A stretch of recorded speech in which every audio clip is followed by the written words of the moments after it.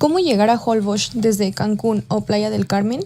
La primera opción y la que más recomendamos es que alquiles un coche y manejes directo hasta Chiquila, el puerto donde tomarás un ferry para llegar a la isla. La segunda opción es contratar un traslado desde zona hotelera o aeropuerto de Cancún hasta Chiquila.